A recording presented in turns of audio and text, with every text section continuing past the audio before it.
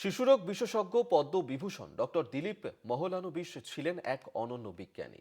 তাকে ওআরএস থেরাপির জনক বলা হয়। তিনি সারা বিশ্বকে পথ দেখিয়েছিলেন। 1971-এর বাংলাদেশ যুদ্ধের সময় ওরাল ডিহাইড্রেশন থেরাপি বা নুন জলের গুরুত্ব বুঝিয়েছিলেন এই চিকিৎসক।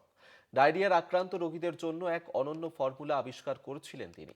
এই বাঙালি চিকিৎসক সারা বিশ্বকে পথ দেখিয়েছিলেন, আর তাকে স্মরণ করে আইসিএমআর নির্বে কলকাতায় এক আলোচনা সভার আয়োজন করে।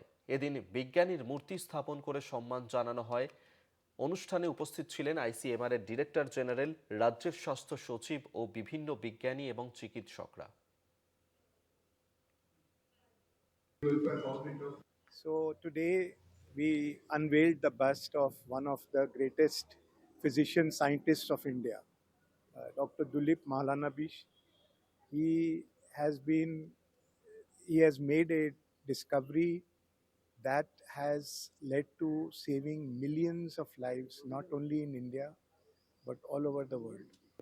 In fact, I would say that he is has been a big contributor to diarrheal disease mortality reduction in India. খুব অল্প জিনিস আছে যেটা তৃতীয় বিশ্ব থেকে তৃতীয় বিশ্বে প্রমাণিত, তৃতীয় বিশ্বের বিজ্ঞানীরা করে দেখিয়েছেন, সেটা প্রথম বিশ্বে মানুষ পরে ব্যবহার করেছে। ওনার এই আবিষ্কার, উনি দীর্ঘদিন ধরে যুক্ত ছিলেন বিভিন্নভাবে আমাদের সঙ্গে। উনি যুক্ত ছিলেন আমাদের সায়েন্টিফিক অ্যাডভাইজারি কমিটির মেম্বার থেকে আরম্ভ করে আমাদের এখানে ট্রায়াল করানো থেকে শুরু করে ক্লিনিক্যাল ট্রায়াল বিভিন্নভাবে যুক্ত ছিলেন।